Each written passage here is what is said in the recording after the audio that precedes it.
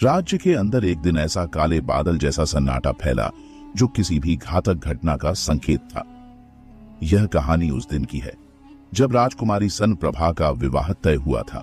सन प्रभा, जो अपनी सुंदरता, ज्ञान और साहस के लिए प्रसिद्ध थी, को राजकुमार अरुण के साथ विवाह करने के लिए चुना गया था। उसका विवाह समारोह न केवल राज्य में बल्कि आसपास के राज्यों में भी एक भव्य आयोजन के रूप में मनाया जा रहा था। हालांकि इस खुशी के अवसर पर कुछ अप्रत्याशित घटित होने वाला था। राज्य के शाही महल में हर कोई खुश था, लेकिन भीतर ही भीतर एक गहरी साजिश तैयार हो रही थी। एक दानव जिसका नाम कालव्रात था, जो वर्षों से किसी अवसर का इंतजार कर रहा था, ने इस अवसर को अपने कब्जे में लेने का निर्णय लिया। राजकुमारी सन प्रभा की शादी में सारे राजकीय रिवाजों का पालन किया जा रहा था। पूरे राज्य से लोग आए थे। महल में बैंड बाजा और नृत्य का माहौल था। यह दिन राजकुमारी के जीवन का सबसे खुशी का दिन था, लेकिन उसकी आंखों में एक चिंता भी थी। शादी के दिन वह बेतहाशा भय और एक अज्ञात शक्ति का आभास महसूस कर रही थी, जैसे कुछ बुरा घटित होने वाला हो। राजकुमारी का दिल अपने राज्य की शांति और सौहार्द की खातिर शांत था, लेकिन एक गहरी आंतरिक असमंजस उसे परेशान कर रही थी। क्या यह उसकी किस्मत का एक मोड़ था? क्या उसके विवाह के साथ राज्य की खुशियां समाप्त हो जाएंगी? जैसे ही राजकुमारी सन प्रभा का विवाह संपन्न होने वाला था, अचानक से महल के बाहर एक भयंकर तूफान आ गया। चारों ओर से हवा तेज हो गई, बादल घने हो गए और अंधेरा फैलने लगा। अचानक महल के मध्य काले बादल घेरने लगे और एक भयानक दानव कालव्रात, जो अपनी भयावह शक्ति के लिए जाना जाता था, प्रकट हुआ। उसकी आंखों में आग और शरीर में संहार की लालसा थी। यह दानव अकेला था, लेकिन उसकी शक्ति इतनी विशाल थी कि महल के हर एक व्यक्ति को एक पल में निस्तेज कर सकता था। उसने अपनी शक्तियों से राजकुमारी सन प्रभा को अपने कब्जे में लिया और शादी के मंडप से उठाकर आकाश में उड़ते हुए महल से बाहर ले गया। राजकुमारी की चीखें महल के भीतर गूंज रही थीं, लेकिन कोई उसे बचा नहीं सका। दानव कालव्रात ने उसे अपने साथ लेकर दूर एक गहरी अंधेरी गुफा में छिपा लिया। इस अचानक हुए हमले से पूरा राज्य सन्न रह गया था। राजकुमारी के अचानक गायब हो जाने से राजकुमार अरुण का दिल टुकड़े टुकड़े हो गया। उसे समझ नहीं आ रहा था कि यह क्या हुआ। उसने हर दिशा में खोजबीन शुरू कर दी, लेकिन राजकुमारी का कोई सुराग नहीं मिला। अरुण को अपनी नाकामी का एहसास हो रहा था और वह जानता था कि बिना विक्रम की मदद के इस संकट से उबरना असंभव है। विक्रम, जो खुद एक महान योद्धा और बुद्धिमान शासक था, उसकी मदद की जरूरत थी। राज्य के संकट को देखकर विक्रम ने अपनी जिम्मेदारी का एहसास किया। उसे पता था कि यदि वह अब नहीं आगे आया तो पूरी पृथ्वी पर अराजकता फैल सकती है। विक्रम का दिल में एक ही संकल्प था, राजकुमारी को किसी भी हालत में दानव के कब्जे से मुक्त कराना। विक्रम ने अपनी पूरी सेना को तैनात किया, लेकिन वह जानता था कि इस प्रकार के घातक दानव से केवल सैनिक नहीं, बल्कि एक सूझबूझ और चतुर रणनीति से ही निपटा जा सकता था। विक्रम ने फैसला किया कि वह अकेले ही दानव कालव्रात का सामना करेगा। विक्रम, जो पहले ही बेताल से कई रहस्यमयी किस्सों का सामना कर चुका था, जानता था कि बेताल की सहायता से उसे कालव्रात से लड़ने की सही रणनीति मिल सकती है। बेताल, जो प्राचीन ज्ञान का स्रोत था, विक्रम को अपनी बुद्धिमत्ता और समझ से मार्गदर्शन देने के लिए तैयार था। विक्रम ने बेताल को याद किया और जल्द ही वह उस रहस्यमय वृक्ष के पास पहुंचा जहां बेताल हमेशा छिपा रहता था। विक्रम ने बेताल से सहायता की विनती की और बेताल ने उसे बताया कि दानव कालव्रात का सामना करने के लिए विक्रम को अपनी चतुराई और साहस दोनों का भरपूर उपयोग करना होगा।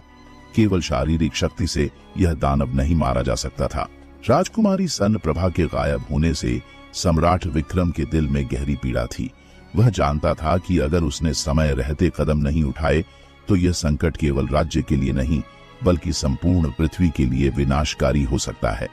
विक्रम का साहस और नेतृत्व उसे हर परिस्थिति में संजीवनी की तरह काम करता था और आज भी वह इसी विश्वास से लवरेज था।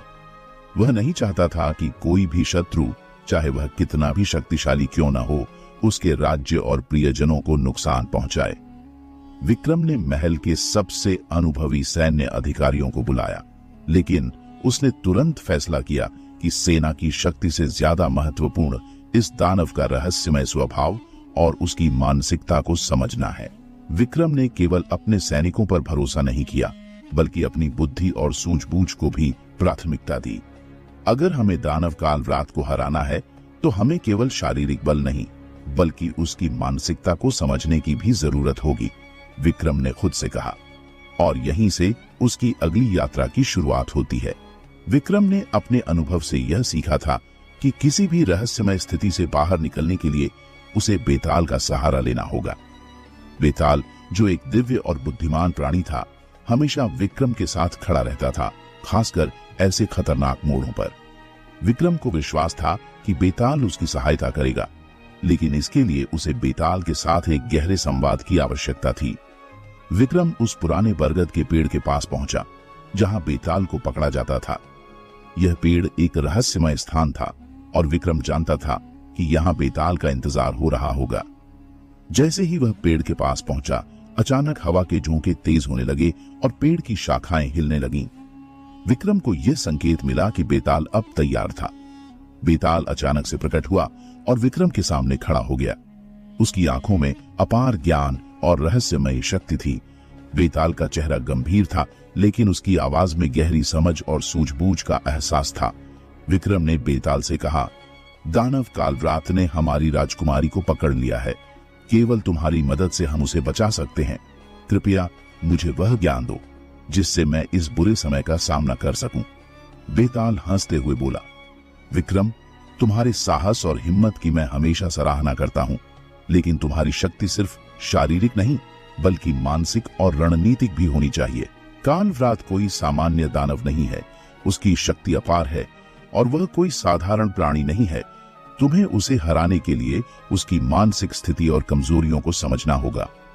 विक्रम ने सिर झुकाकर बेताल की बातों को गंभीरता से सुना और फिर कहा, तुम सही कह रहे हो बेताल, मैं जानता हूं कि यह लड़ाई सामान्य नहीं होगी। मुझे बताओ कैसे हम इस दानव को पराजित कर सकते हैं। बेताल ने विक्रम को एक प्राचीन और गुप्त मंत्र का अभ्यास कराया। यह मंत्र कालव्रात की शक्ति को कमजोर करने में सहायक था, लेकिन इसके लिए विक्रम को एक विशेष स्थिति में कालव्रात का सामना करना होगा। बेताल ने विक्रम को समझाया कि दानव की सबसे बड़ी कमजोरी उसकी अत्यधिक घमंड और अहंकार है। विक्रम, जब तुम कालव्रात के सामने पहुंचोगे तो तुम्हें उसकी तानाशाही और घमंड को चैलेंज करना होगा। यही उसकी सबसे बड़ी कमजोरी है, बेताल ने कहा। विक्रम ने गहरी नजरों से बेताल की ओर देखा और फिर मन ही मन अपने साहस को मजबूत किया। वह जानता था कि यह केवल एक युद्ध नहीं, बल्कि एक मानसिक लड़ाई भी होगी। उसे अपनी बुद्धि और शक्ति दोनों का सही प्रयोग करना था। विक्रम अब तैयार था। वह और बेताल मिलकर दानव कालव्रात की गुफा तक पहुंचे। ये गुफा डर और भय का प्रतीक थी और विक्रम के दिल में एक हल्का सा डर था, लेकिन उसने अपनी चिंता को पूरी तरह से नियंत्रित किया। अगर मुझे राजकुमारी को बचाना है तो मुझे अपनी सबसे बड़ी चुनौती का सामना करना होगा, विक्रम ने खुद से कहा। गुफा में दाखिल होते ही विक्रम ने कालव्रात को देखा। वह अपनी पूरी भयावहता के साथ खड़ा था। उसकी आंखों में आग जल रही थी और शरीर से आग की लपटें निकल रही थीं। विक्रम ने बेताल द्वारा बताए गए मंत्रों का उच्चारण किया और अपने मन की शक्ति को एकत्रित किया। वह जानता था कि अगर उसने इस मौके को गंवाया तो वह कभी भी कालव्रात से नहीं जीत पाएगा। गुफा में प्रवेश करते ही विक्रम ने कालव्रात की काली छाया को महसूस किया। उसकी डरावनी उपस्थिति ने पूरे वातावरण को घेर लिया था और विक्रम के शरीर में एक सिहरन दौड़ गई थी। फिर भी उसने अपनी भावनाओं को काबू में रखा। यह लड़ाई केवल शारीरिक नहीं थी, मानसिक भी थी। उसे अपने भीतर की शक्ति और साहस को एकत्रित करना था। तुम कौन हो? कालव्रात ने विक्रम को देखा। उसकी आंखों में घृणा और क्रूरता का भाव था। उसकी आवाज में गहरी धमकी थी। मैं विक्रम हूं, इस राज्य का रक्षक, विक्रम ने सिर ऊंचा करके जवाब दिया। तुमने राजकुमारी सनप्रभा को उठाकर हमारे राज्य और उसके परिवार को संकट में डाला है। मैं तुम्हारा सामना करने आया हूं। तुमने तो गलती कर दी विक्रम, कालव्रात हंसा। तुम जैसे मनुष्य मेरी शक्ति का क्या मुकाबला कर सकते हो? मैं तुम्हारे जैसे हजारों योद्धाओं को समाप्त कर चुका हूं।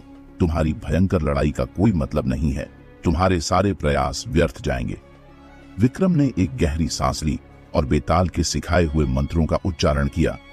उसने अपने मन की शक्ति को एकत्रित करते हुए सोचा, यह दानव केवल शारीरिक रूप से नहीं, मानसिक रूप से भी मुझे चुनौती दे रहा है। मुझे उसकी कमजोरियों का पता लगाना होगा। कालव्रात की आंखों में आक्रोश था और वह विक्रम पर हमला करने के लिए तैयार हो गया। अचानक वह विक्रम की ओर बढ़ा और अपनी भयानक ताकत से हमला किया। विक्रम ने तुरंत अपने कौशल का प्रयोग किया और एक तेज झटका दिया, जिससे कालव्रात थोड़ा पीछे हट गया। लेकिन दानव फिर से उसकी ओर झपटा और विक्रम को एक भयंकर घूंसा मारा। विक्रम का शरीर एक झटका महसूस कर गिरने ही वाला था, लेकिन उसने खुद को संभाल लिया और तत्काल उठ खड़ा हुआ। तुम जितना चाहो ताकत का प्रयोग कर सकते हो कालव्रात, लेकिन तुम्हारी ताकत केवल शारीरिक है। मैं तुम्हारी मानसिकता से लड़ूंगा।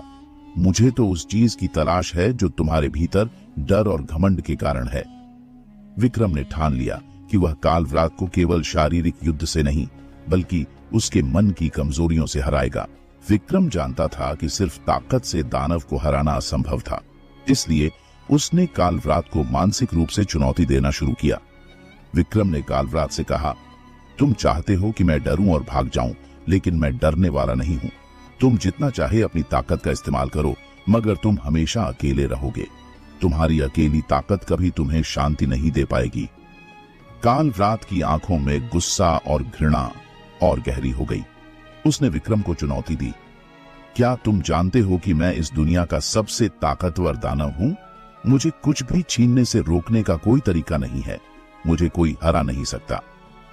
विक्रम ने उत्तर दिया, तुम अपनी ताकत पर घमंड करते हो, लेकिन यह तुमने भूल किया कि तुम्हारी शक्ति तुम्हारे भीतर से नहीं, बल्कि तुम्हारे घमंड और अहंकार से उत्पन्न होती है।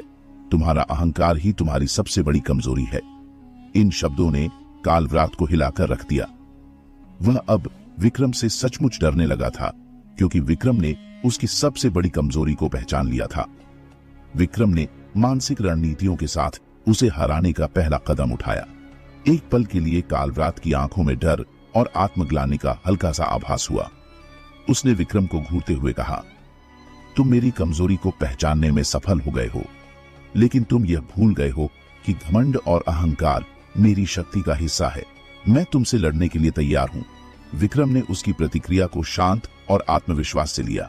उसने फिर से बेताल द्वारा सिखाए गए मंत्रों का उच्चारण किया और एक गहरी आंतरिक शक्ति महसूस की।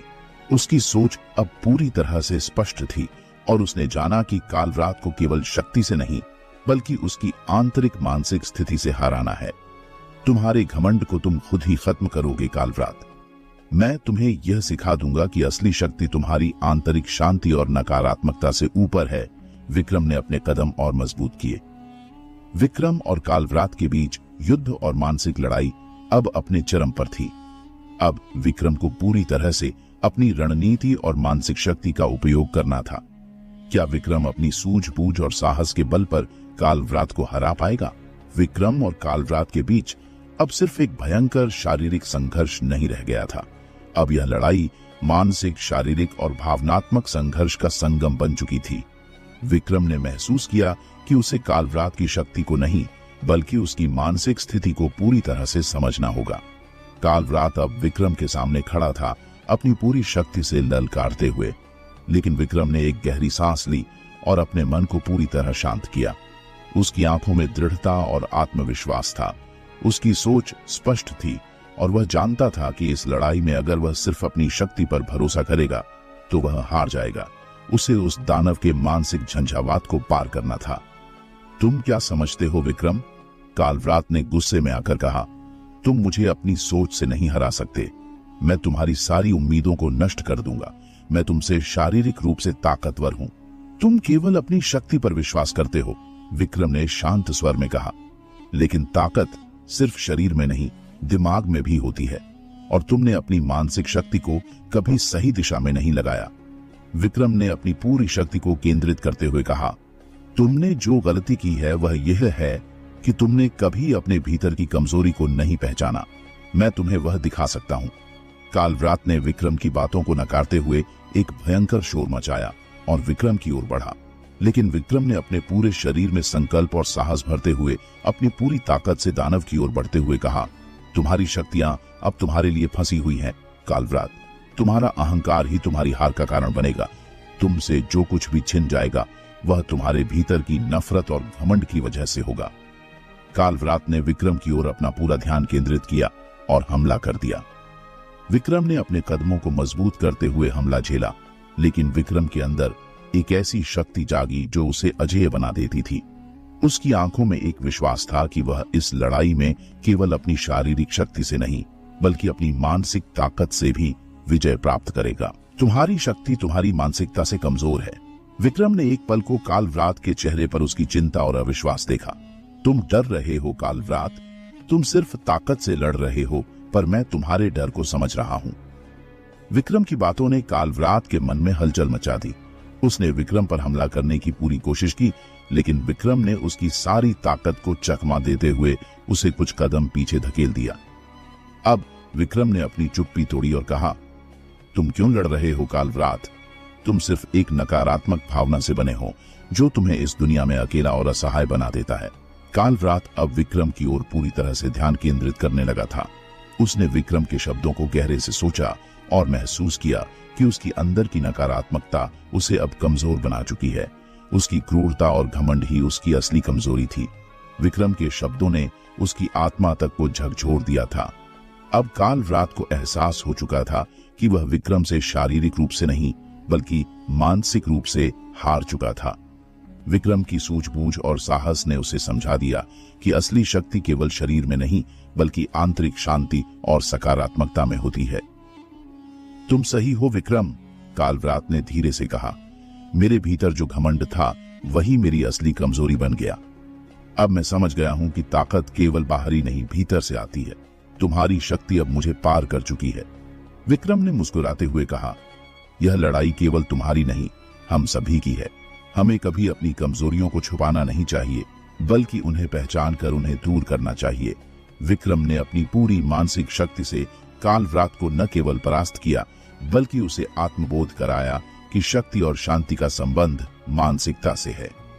कालव्रात ने विक्रम की विजय को स्वीकार किया और राजकुमारी सन प्रभा को उसे सौंप दिया। विक्रम ने राजकुमारी को सुरक्षित रूप से उसके परिवार तक पहुंचाया और राज्य में शांति स्थापित की। विक्रम ने कालव्रात को परास्त कर दिया था, लेकिन यह विजय सिर्फ शारीरिक नहीं थी, यह उसकी बुद्धि और मानसिकता की विजय थी। विक्रम ने कालव्रात को यह समझाया था कि शक्ति सिर्फ बाहरी रूप में नहीं, बल्कि मानसिक बल में भी होती है। जैसे ही विक्रम ने कालव्रात से जीत हासिल की, एक अजीब शांति का माहौल बन गया। कालव्रात ने अपनी हार को स्वीकार किया, लेकिन वह अभी भी मानसिक रूप से झंझोरित था। उसके दिल में विक्रम की बातें गूंज रही थीं, जिनमें उसने उसे अपनी असल कमजोरी को पहचानने की बात कही थी। विक्रम ने देखा कि कालव्रात का अहंकार अब धीरे धीरे टूट रहा था और वह अपनी गलतियों को समझने लगा था। विक्रम, तुम सही थे। मैंने कभी अपने भीतर की नकारात्मकता को पहचानने की कोशिश नहीं की। मेरा अहंकार ही मेरी सबसे बड़ी कमजोरी था, कालव्रात ने विक्रम से कहा। उसकी आवाज में पछतावा था। विक्रम ने उसे एक गहरी दृष्टि से देखा और कहा, यह सच्चाई है कि हम में से कोई भी अकेला अपनी शक्ति से महान नहीं बन सकता। हमें अपनी कमजोरी को स्वीकार करने और उसे दूर करने की कला सीखनी चाहिए। कालव्रात ने सिर झुकाया, मानो उसे विक्रम की बातों का आभास हो गया था। लेकिन इस दौरान विक्रम ने अपनी पूरी ताकत का एहसास करते हुए अपनी स्थिति को और भी मजबूत किया। अब विक्रम ने राजकुमारी सन प्रभा की ओर रुख किया। वह राजा की बेटी थी और अब उसकी सुरक्षा विक्रम की जिम्मेदारी बन चुकी थी। विक्रम ने संकल्प लिया कि वह राजकुमारी को हर हाल में सुरक्षित घर पहुंचाएगा और राज्य में शांति स्थापित करेगा। राजकुमारी सन प्रभा ने विक्रम की ओर देखा और उसके अंदर एक अजीब सा सम्मान और विश्वास जागा। उसे महसूस हुआ कि विक्रम की शक्ति केवल बाहरी नहीं थी, उसकी ताकत उसकी मानसिक दृढ़ता और निष्ठा में थी। वह जानती थी कि अब वह सुरक्षित है, क्योंकि विक्रम ने उसे अपनी शरण में लिया था। विक्रम ने कहा, राजकुमारी, अब आप सुरक्षित हैं। मैं आपको आपके राज्य वापस पहुंचाऊंगा और यहां जो हुआ वह कभी नहीं दोहराया जाएगा। राजकुमारी ने उसके शब्दों को सुना और उसकी आंखों में विश्वास की चमक दिखाई। आपकी इस बहादुरी के लिए मैं हमेशा आभारी रहूंगी विक्रम। आपने मेरी जान की कीमत समझी और मेरे राज्य को बचाने का संकल्प लिया। विक्रम ने एक मुस्कान के साथ कहा, यह मेरी जिम्मेदारी है। आप मुझे एक राजा की तरह नहीं, एक सच्चे मित्र की तरह मान सकती हैं। विक्रम ने राजकुमारी सन प्रभा को अपने साथ लिया और वापस लौटने का मार्ग तय किया। रास्ते में विक्रम और राजकुमारी के बीच गहरी बातचीत हुई। राजकुमारी ने विक्रम से पूछा, आपने जो किया वह इतना अद्भुत था। क्या यह सच है कि आपकी शक्ति सिर्फ शरीर में नहीं बल्कि आपकी सोच और मानसिकता में भी है? विक्रम ने उत्तर दिया, हाँ राजकुमारी, शक्ति केवल शरीर में नहीं बल्कि हमारे विचारों और आस्थाओं में भी छिपी होती है। जब हम अपने आत्मबल को पहचानते हैं तो कोई भी शक्ति हमारे सामने नहीं टिक सकती। इसी दौरान विक्रम और राजकुमारी सन प्रभा के बीच कई और साक्षात्कार हुए, जिनमें विक्रम ने उसे जीवन के गहरे सिद्धांत सिखाए। राजकुमारी अब विक्रम से केवल एक योद्धा के रूप में नहीं बल्कि एक गुरु के रूप में जुड़ी थी। जैसे जैसे यात्रा आगे बढ़ी, राजकुमारी सन प्रभा ने अपने भीतर बदलाव महसूस करना शुरू किया। विक्रम के साथ बिताए गए समय ने उसे यह सिखाया कि शक्ति सिर्फ बाहरी नहीं बल्कि आत्मविश्वास, आस्था और सच्चाई में भी है। वह अब खुद को पहले से कहीं अधिक मजबूत महसूस करने लगी थी। राजकुमारी ने एक दिन विक्रम से कहा, विक्रम, आपने मुझे सिखाया कि असली शक्ति क्या होती है। आपने मुझे यह एहसास दिलाया कि हमारी मानसिकता और आत्मबल से हम कोई भी कठिनाई पार कर सकते हैं। अब मैं अपने राज्य में एक सशक्त और समझदार शासक बनूंगी। विक्रम ने सिर झुकाकर कहा, आपका आत्मबल ही आपको सबसे बड़ी शक्ति देगा राजकुमारी। जब हम अपने भीतर की शक्तियों को पहचानते हैं तो कोई भी हमें रोक नहीं सकता। जब वे यात्रा में आगे बढ़ रहे थे, विक्रम को एहसास हुआ कि उनका यह संघर्ष अभी खत्म नहीं हुआ था। भले ही उन्होंने कालरात को हराया हो, लेकिन दुनिया में और भी शक्तियां हैं जिनका सामना विक्रम को करना होगा। यह युद्ध खत्म नहीं हुआ है राजकुमारी। हमारे सामने अभी भी कई चुनौतियां हैं, लेकिन हम जिस रास्ते पर चल रहे हैं वह हमें सही दिशा में ले जाएगा, विक्रम ने कहा, और उनकी आंखों में एक नई उम्मीद का संचार हुआ। राजकुमारी सन प्रभा के साथ विक्रम की यात्रा जैसे जैसे आगे बढ़ी, वैसे वैसे दोनों के बीच एक गहरा रिश्ता बनता गया। राजकुमारी को अब यह महसूस होने लगा था कि विक्रम सिर्फ एक शासक या योद्धा नहीं था, बल्कि वह एक साधारण इंसान था जिसमें गहरी समझ और संवेदनाएं थीं। एक रात जब वे एक छोटे से गांव के पास रुककर विश्राम कर रहे थे, राजकुमारी ने विक्रम से पूछा, विक्रम, तुम हमेशा इतने निडर और साहसी क्यों रहते हो? क्या तुम्हें कभी डर नहीं लगता? विक्रम ने गहरी सांस ली और कहा, डर सबको लगता है राजकुमारी, लेकिन जो सबसे बड़ा डर होता है वही हमें सबसे बड़ी ताकत भी देता है। मैंने अपनी डर को कभी नहीं भागने दिया, बल्कि उसे समझा और उससे लड़ा। डर से भागने का नाम नहीं है, बल्कि उससे जीतने का नाम है। राजकुमारी ने उसकी बातों को गहरे से सुना और महसूस किया कि विक्रम की ताकत सिर्फ उसके शरीर में नहीं बल्कि उसके दिल और मस्तिष्क में भी थी। यही कारण था कि वह हमेशा हर चुनौती का सामना करता था। विक्रम और राजकुमारी की यात्रा जब तेजी से आगे बढ़ रही थी, तब अचानक एक नया खतरा सामने आया। एक दिन जब वे जंगल के बीच से गुजर रहे थे, विक्रम को एक अजीब सा आभास हुआ। उसकी नजरें तेज हो गईं और वह सावधान हो गया। कुछ तो गड़बड़ है, विक्रम ने धीरे से कहा। इस जंगल में कुछ और भी है जो हमारी राह रोकने की कोशिश कर रहा है। राजकुमारी ने पूछा, क्या तुम कुछ महसूस कर रहे हो विक्रम? विक्रम ने सिर झुकाकर कहा, यह वह जगह है जहां कालरात ने मुझे चुनौती दी थी। लगता है उसने अपनी हार से कुछ और साजिश तैयार की है। हमें सतर्क रहना होगा। जैसे ही विक्रम ने यह कहा, अचानक चारों ओर से दानवों के दल ने उन्हें घेर लिया। यह वही दानव थे जिन्होंने पहले विक्रम को डराने की कोशिश की थी, और अब वे विक्रम की जीत का बदला लेने के लिए तैयार थे। दानवों ने विक्रम और राजकुमारी को घेर लिया था और उनकी आंखों में अजीब सी चमक थी। वे विक्रम से बदला लेना चाहते थे और उनकी ताकत का अहंकार अब भड़क चुका था। एक दानव ने विक्रम से कहा, तुम हमें हराकर बच गए थे, लेकिन अब हम तुम्हें और तुम्हारी राजकुमारी को हर हाल में हराएंगे।